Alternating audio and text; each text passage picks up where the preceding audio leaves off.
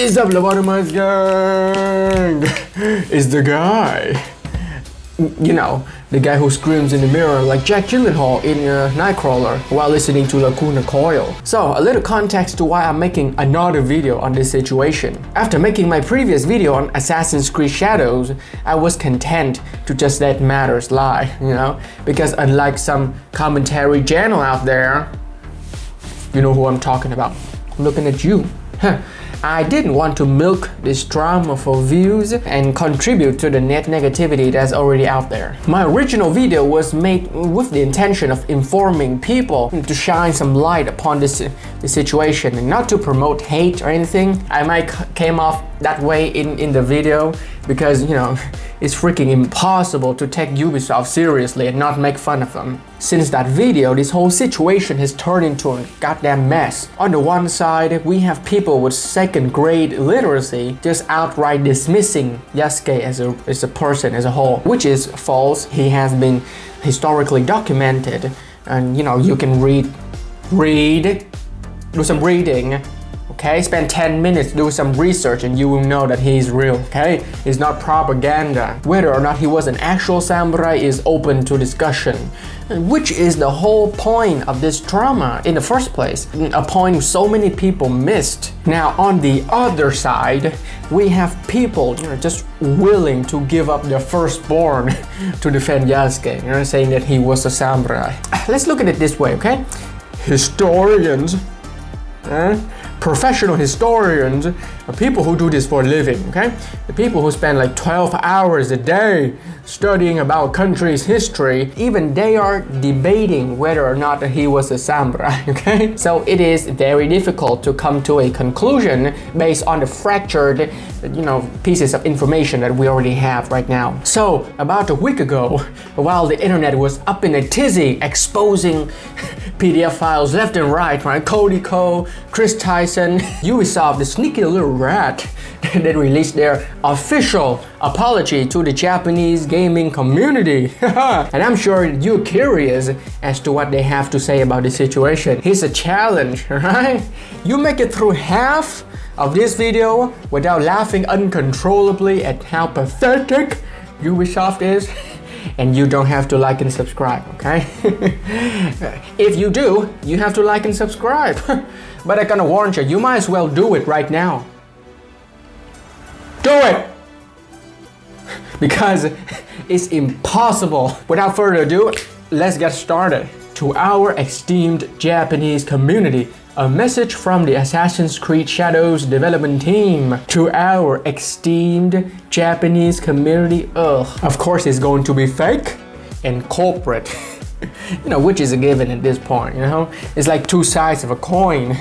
Ubisoft has burned the Assassin's Creed legacy to the ground, pissed on its ashes and fed them to the gamers who they consider nothing but cattle to milk for money. Apologies are fake and, you know, corporate. Things go hand in hand, two sides of a coin. Well, not to be a negative Nancy or anything, but do these executives consider as humans at this point? I mean, I wouldn't be surprised if they just had AI write up this apology. You'll be amazed at how human these AI can sound. You know, especially when compared to the hiring strategies that big AAA companies often have nowadays. Just a theory, okay? This is alleged, right? They just go out on the street, find the nearest hobo, pick him up and then, you know, make him head of HR. Over this time, we have explored various settings, time periods, and characters from an assassin during the Third Crusade to a Viking 9th century England, Assassin's Creed Valhalla. Freaking abomination of a game. Is a tragedy what they did to the franchise. Don't get me started, okay? Maybe you like it, but I consider it a slap, right? An open hand slap, back slap, open that mouth, spit in the spit. Open your mouth. I spit in your mouth. You remember the Iron Man armor? I just want to play a good Assassin's Creed game again, okay? I don't care if it's historically accurate or not. I just want it good, alright? Which seems delusional at this point. Also because that I like history. It's just something about looking back at the past where life expectancy was 30 years old and people stab each other for a living. Just makes me appreciate life a little bit more, Speaking of, if you like history and stabbing people, watch my previous video on Hellish Court, a game all about stabbing people. For many of our team, creating an Assassin's Creed game set in feudal Japan has been a long cherished dream. Okay, I don't know about the devs, but the executives surely didn't. You know why? Because as I remember, right, according to my fading memory that's going away day by day because I can barely sleep. Back then, when asked the question whether or not Assassin's Creed would go to Japan, I remember one executive said that it would be impossible. It wouldn't be profitable because the setting doesn't make sense for Assassin's Creed, and it's difficult to market the game in that setting. I think, I'm not making this up, okay? I'm not insane. I am, but not that way, okay? Maybe I'll put it up here if I can find that piece of information, but it's a long while ago. If you guys can remember, please comment down below. Companies, they follow the profit, okay? Which I don't fall down. It was only after like Neo 2, and then Ghost of Tsushima. Yeah, that was when Ghost of Tsushima, and then we have Rise of the Ronin. That was when Ubisoft started taking notes, right? They'd be like, write that down. Write that shit down. Don't hate the players, hate the game. Yeah, companies are made for profits, okay? But the most important thing is the way that they go about making that profit, which is the reason for this drama. Since the announcement of Assassin's Creed Shadows, we have received many positive reactions. Ubisoft, do you have a humiliation kink at this point? You like being stepped on? You like that heel on your ball sacks?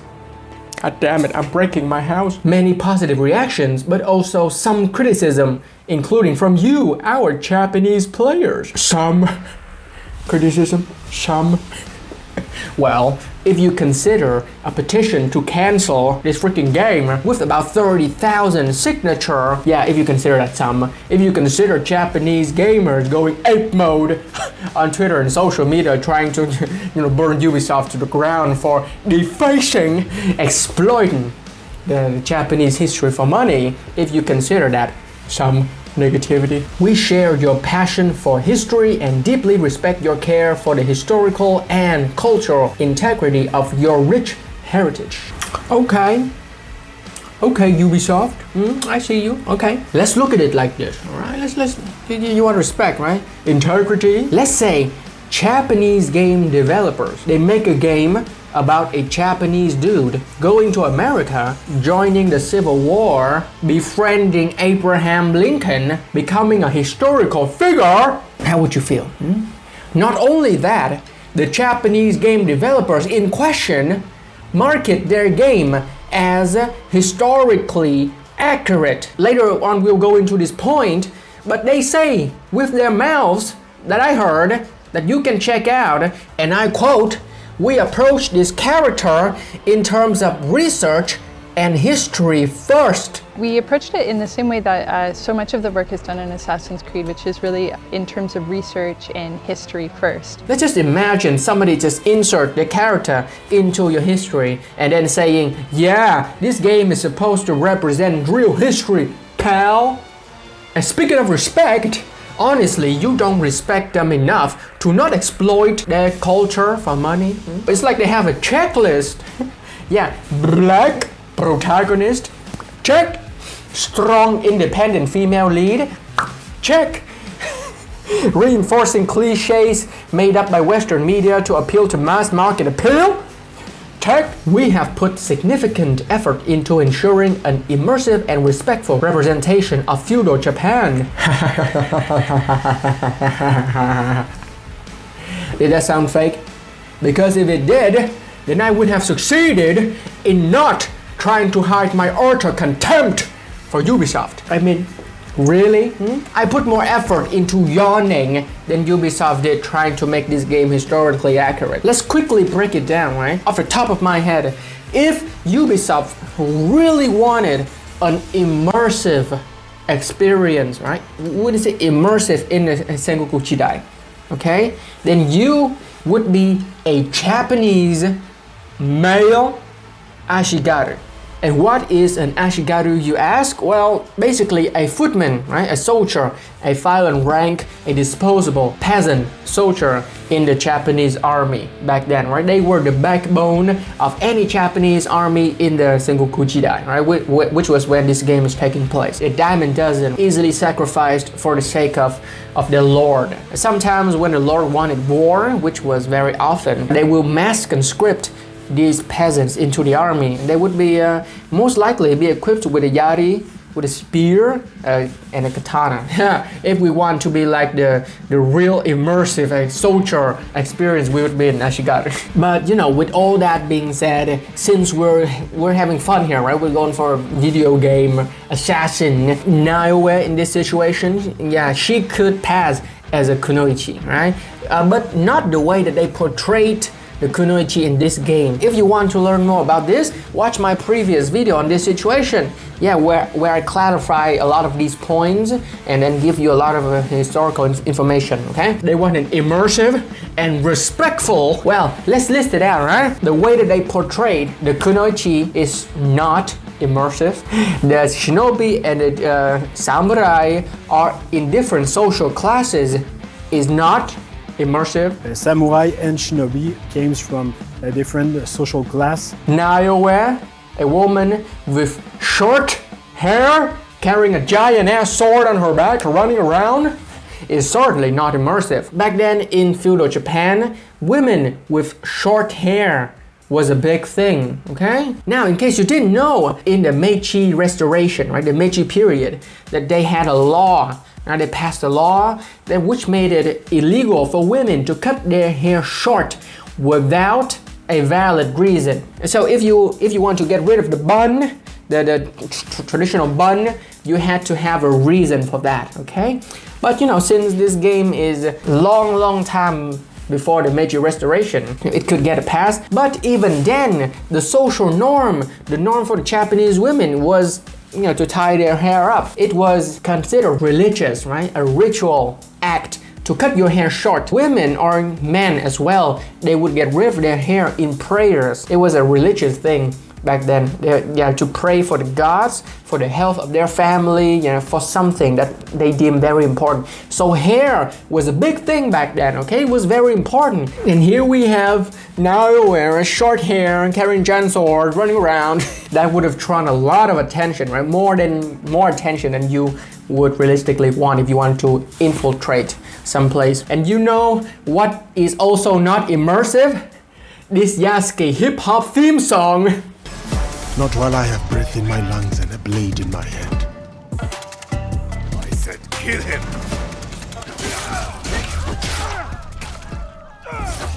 I mean, of all the musical instruments and all the Japanese musical styles that you have, you went for this hip-hop? God damn! Assassin's Creed Shadows is first and foremost designed to be an entertaining video game that tells a compelling historical fiction set in feudal Japan. While I don't doubt that point, you shouldn't have said in your promotional material that you want it to be historically accurate. Did Ubisoft just contradict themselves? That was a rhetorical question, don't need to answer, okay? Yeah, Ubisoft at this point just basically, we want this game to be as historically accurate as possible. Backlash, this game is a work of fiction. They said that they wanted this game to be historically accurate while running the opposite direction, flashing their bare cheeks, farting in our faces. Our team extensively collaborated with external consultants, historians, researchers, and internal teams at Ubisoft Japan to inform our creative choices. This I do believe. Just look at their previous games and yeah, you can tell there was real effort. And judging from the way that Japan looks in the promotional material that they already have here, I don't doubt that they did their research, okay? You know, it was extensive to say the least. But just because that you consulted historians doesn't mean that you listen to them. No historian worth their salt would dare say that the samurai and the shinobi were different social classes. It could be that they try to dumb it down to avoid having to explain it to their audience. But you know, that would mean that they consider us stupid pieces of garbage. Right? Ubisoft, right? We're halfway through this video. If you haven't, please subscribe to support the channel, right? And then comment below what you think about all of these points that I'm going through, okay? What's your opinion on this? Just don't say that this is propaganda, okay? I'm just stating the facts here. Despite these sustained efforts, we acknowledge that some elements in our promotional materials have caused concern within the Japanese community. For this, we sincerely apologize. It's nothing too concerning, really. Yeah, just making up facts, just making up history, rewriting it to pander to a bunch of people who likes to yap on Twitter but never actually played a video game in the first place. Yeah, nothing special, you know? Just that. And sprinkle a little bit of exploitation in there for good measure. Well, to their credit, at least they didn't say, "We're sorry you feel insulted." They actually had the balls, the cojones, to go out there and said, "We're sorry that we insulted you in your face," which I can appreciate. Just like I appreciate my patrons. Special shout out to all Sayerish in the Lobotomized tier. The uncensored version of this video, a link to our Discord community as well as extra content is on the Patreon. So consider supporting the channel, guys. All game footage presented so far is in development and the game will keep evolving until launch. From what I've seen so far, I don't know how much they can actually change. They surely can rewrite the whole story. They can't just remove an entire character. I know one thing they can change though, which is the goddamn hip-hop music. Maybe they go for reggae this time, Ubisoft? Reggae? Based on the constructive criticisms we have received, we will continue our efforts until we put this game into your hands and beyond. Not to be pedantic, but look at this. Look at the exact wording that they use. Based on the constructive criticism we have received. So, are they saying that any criticism not considered constructive by them will be dismissed and pissed on, taken to the back of the shed and put down with a bullet to the back of the head? Yeah, I'm just joking. Or am I? I'm just joking. Or am I? We also want to clarify that while we have been consulting with many people throughout the development process, they are in no way responsible for the decisions that are taken by the creative teams. What did I say back then? Yeah? What did I say? Consulting here just means that they have the intern Jessica or just DM these historians that they just leave it on red. They're basically saying, don't get mad at those nerds because we didn't even listen to them. While we strive for authenticity in everything that we do, Assassin's Creed games are works of fiction inspired by real historical events and figures. From its inception, the series has taken creative license and incorporated fantasy elements to craft engaging and immersive experiences. The representation of Yasuke in our game is an illustration of this. His unique and mysterious life have made him an ideal candidate to tell an Assassin's Creed story with the setting of feudal Japan as a backdrop. Alright, in order to make this next point, I'm going to give you a little history lesson. The big historical figure here is Oda Nobunaga. So this man, he was deemed the uniter of Japan. Okay, many people say that he was a bad guy. And you know why he's a bad guy? Back then, the Japanese people, they fight each other constantly, okay? And Japan was divided into a lot of regions. And his goal was to unite the entirety of Japan. Yeah, realistically, when you think about it, if he wanted to do that, he had to murder, pillage, and kill a lot of people. I mean, we're talking about the entirety of Japan here. And he did succeed in doing a lot of the things that he wanted. He came very close to taking over the entirety of Japan. So needless to say that he murdered a lot of people. And when you're a person with a goal as ambitious and as ruthless as that, needless to say, many Japanese people considered him a bad person. Here's how it goes, right? Here's my little theory here on how Ubisoft is going to go about telling Yasuke's story, okay? He's going to work for Oda Nobunaga at first, and then he will slowly come to realize, oh, maybe Nobunaga is not such a good person. and then he will betray him, defect, and join a neutral side, which in this situation would be the assassins. Comment down below what you think about that. Right? Now tell me if that seems very familiar, if you've seen that somewhere before.